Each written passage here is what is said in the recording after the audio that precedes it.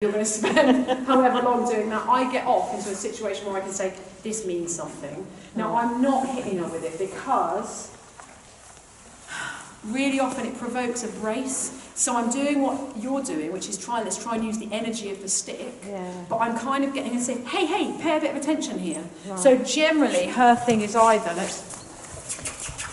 good girl. Yeah. Good girl. Good girl.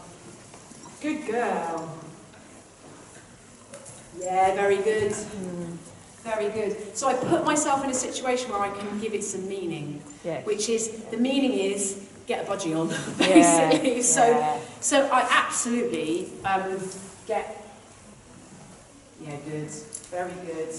So if you find yourself in a situation like that where you think, I'm going to be here till next week, you can carry on with your request, but get off and do it in a situation where you can make a difference. Right. So it's a similar principle to Leslie Desmond in terms of saying, this energy means something, but she was just kind of going, I'll get back to you about that. So let's just see if...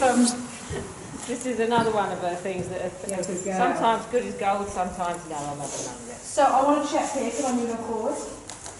Yeah, good girl. Good. Good girl. Good girl. Yeah, good. Very good. She doesn't give it up easily, does she? She does it when people like you and shooting at her. Well, Shun would probably say it's easier when it's not your own horse, isn't it? Miles easier, you just think, there's the job that needs doing. Whereas when it's your own horse...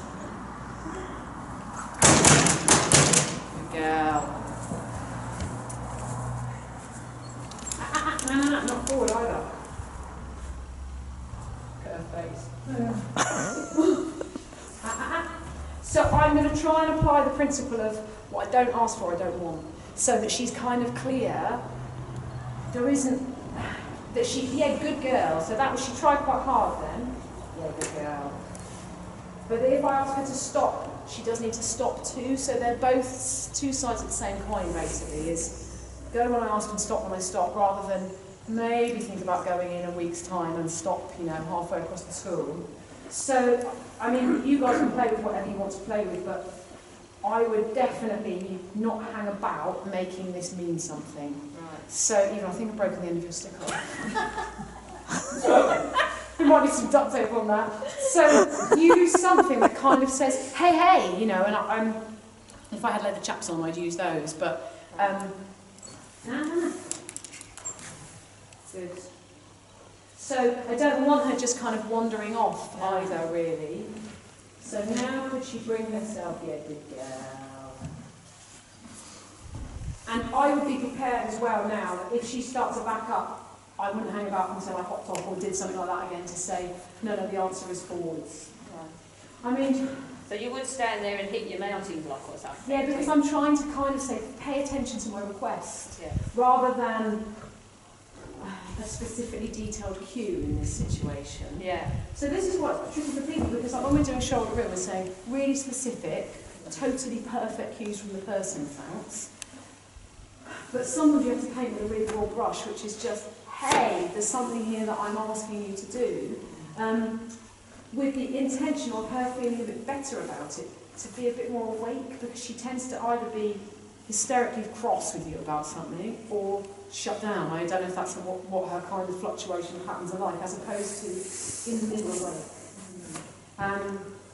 And yes, let me know, it's just a bit of pain for some horses. Do you mean shut down in the sense that I'm thinking shut down? Well, only that she goes to a she's not as responsive as you'd like her to be, is she? So she's either reactive. I mean, that's pretty, but for me to have to get that big, she's on the verge of, loads of horses do it. It's not like learned helplessness shut down.